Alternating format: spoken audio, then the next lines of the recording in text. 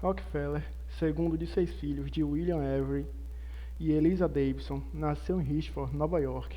Seu pai foi madeireiro e depois vendedor de produtos botânicos, conhecido como homem misterioso, mas amante da diversão. Era chamado de Grande Bill, ou Bill Diabólico. Inimigo jurado da moralidade convencional, optou por uma vida de viagens e retornava com pouca frequência para sua família. Ao longo da sua vida, William ganhou uma reputação de manobras escusas em vez do trabalho produtivo. Apesar da ausência do seu pai, que pouco voltava de viagens para visitar a família, o jovem Rockefeller sempre foi uma criança bem comportada, séria e estudiosa.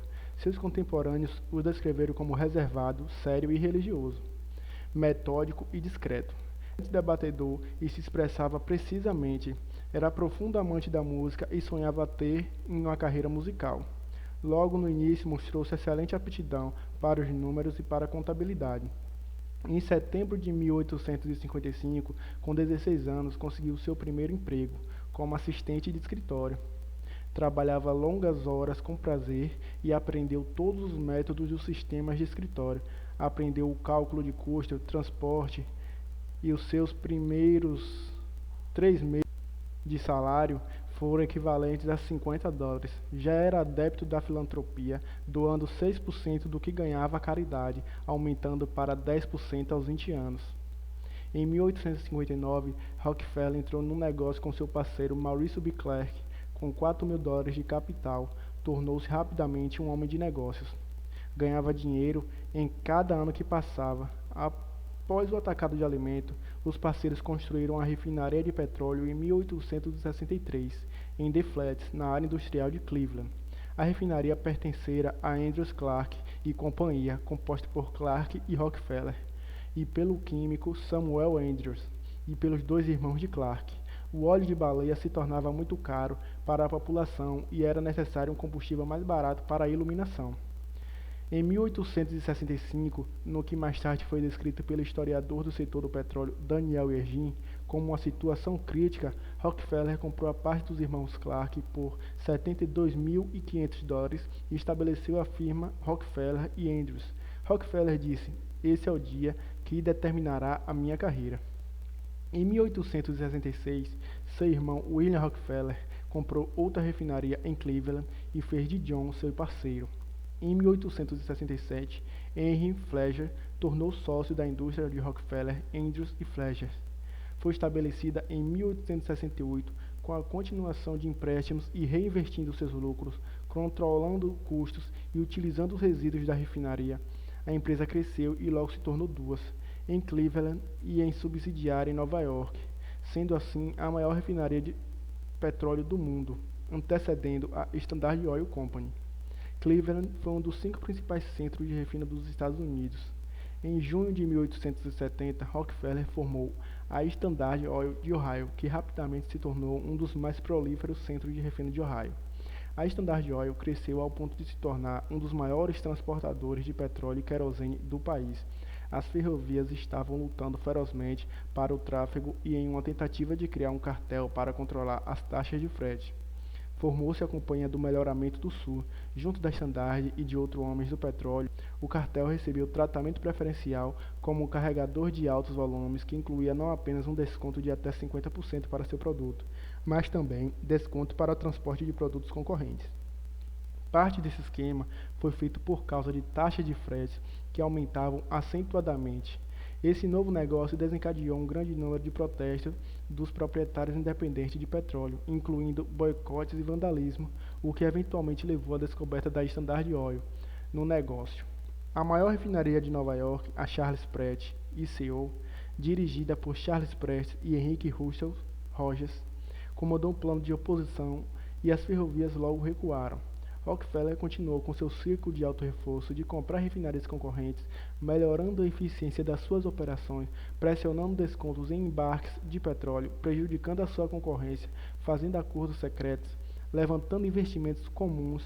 Em menos de 4 meses, em 1872, no que mais tarde ficou conhecida como a Conquista de Cleveland, a Standard Oil absorveu 22 de seus 26 concorrentes. Finalmente, até seus inimigos adversários Pratt e Rogers viram a inutilidade de continuar a competir com a Standard Oil e em 1874 fizeram um acordo secreto com seu velho inimigo Bret Rogers, tornaram-se sócios de Rockefeller. A estandarte foi crescendo horizontal e verticalmente, aumentou os seus próprios oleodutos, vagões-tanques e a rede de entrega a domicílio. Manteve baixos preços do petróleo para afastar concorrentes e fez produtos acessíveis para as famílias de renda média. A indústria desenvolveu cerca de 300 produtos à base de petróleo, desde a vaselina para a pintura até vaselina para gomas de mascar. Até o final da década de 1870, a Standard refinava mais de 90% do petróleo dos Estados Unidos, e Rockefeller já se tornava um milionário. A Standard Oil gradualmente tinha um controle quase de refino e comercialização do petróleo nos Estados Unidos. No setor da querosene, a Standard Oil substituiu um antigo sistema de distribuição. O sistema vertical que criou fornecia querosene por vagões-tanques, levando combustível para mercados locais e em seguida para os clientes de varejo, ignorando assim a atual rede de intermediários no atacado. Apesar de melhorar a qualidade e a disponibilidade de produtos de querosene e diminuir o preço do produto, o valor da querosene caiu quase que 80% ao longo da vida da empresa. As práticas de negócios da Standard Oil criaram polêmica. As armas mais potentes contra seus concorrentes foram os preços diferenciados e os descontos secretos de transporte. A empresa foi atacada por jornalistas e políticos ao longo da sua existência, em parte por seus métodos monopolistas, dando impulso ao movimento anti-Standard. Em 1880, segundo a New York World, a Standard Oil foi o monopólio mais cruel, insolente, impiedoso e ganancioso que havia se firmado em um país. Em resposta aos críticos, Rockefeller respondeu: "Em um negócio tão grande como o nosso, algumas coisas passam sem a nossa aprovação. Corrigimos logo que chegam ao nosso conhecimento." Naquela época, muitas legislaturas criavam dificuldades para incorporar empresas em estados diferentes. Em 1882, os advogados de Rockefeller criaram uma forma inovadora de centralizar suas participações nas empresas, dando à luz a Standard Oil Trust. A Trust foi a corporação das corporações, e o tamanho da empresa e da riqueza atraiu muita atenção. 9 pessoas, incluindo Rockefeller, comandaram 41 companhias. A população e a imprensa imediatamente suspeitaram da nova entidade jurídica, mas outras empresas aproveitaram a ideia. A Standard Oil ganhou uma aura de invencibilidade, prevalecendo sempre contra os concorrentes críticos e inimigos políticos. Tinha se tornado a maior, mais rica e mais temido negócio do mundo, aparentemente imune aos altos e baixos dos ciclos dos negócios, acumulando lucros de forma consistente, ano após ano. Seu vasto império estadunidense incluía 20.000 poços domésticos, 4.000 quilômetros de gasodutos, 5.000 vagões-tanque e mais de 100.000 funcionários. A sua parte de refino de petróleo mundial chegou a 90%, mas paulatinamente caiu para cerca de 80% até o fim do século. Rockefeller logo desistiu de seu sonho em controlar todo o refino de petróleo do mundo. A invenção da lâmpada, gradualmente, começou a corroer o domínio da querosene na iluminação, mas a Standard Oil adaptou-se e desenvolveu a sua presença na Europa, expandindo sua produção para gás natural nos Estados Unidos e em seguida gasolina para automóveis, que até então tinha sido só considerado um resíduo. A Standard Oil mudou sua sede para Nova York, na 26 Broadway, e Rockefeller tornou-se uma figura central na comunidade empresarial da cidade. Comprou uma residência em 1884, na Rua 54, perto da mansão dos magnatas como William Henry Vanderbilt. Apesar dos riscos e pedidos de esmola, Rockefeller usava o trem todos os dias para ir para o escritório em Nova York. Na década de 1890, Rockefeller expandiu seus negócios para minério de ferro e seu transporte, colidindo com o magnata do aço Cartier. Sua competência se tornou um grande assunto nos jornais e cartunistas. Entrou numa farra de aquisições maciças na produção do petróleo bruto em Ohio, Indiana e Virgínia. Enquanto os campos originais da Pensilvânia se esgotavam em meio à expansão frenética, Rockefeller começou a pensar em aposentadoria. A gestão diária da empresa foi entregue a John Justin e Rockefeller comprou um imóvel no Pocantino Hills, ao norte de Nova York, tendo mais tempo para atividades de lazer, incluindo esporte, ciclismo e golfe.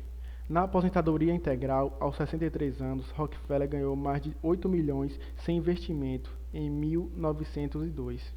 Em 1911, a Suprema Corte dos Estados Unidos decidiu que a Standard Oil Company de Nova Jersey violava o ato antitrust Sherman. Até então, a empresa tinha uma participação de 70% no mercado de petróleo e refinados, mas apenas 14% no abastecimento de petróleo bruto dos Estados Unidos. O tribunal decidiu que a campanha original das práticas de monopólio ilegal e ordenou que fosse dividido em 34 novas empresas. Rockefeller, que raramente vendia ações, vendeu 25% das ações da Standard no momento da separação. Todos os acionistas receberam ações proporcionais em cada uma das novas empresas.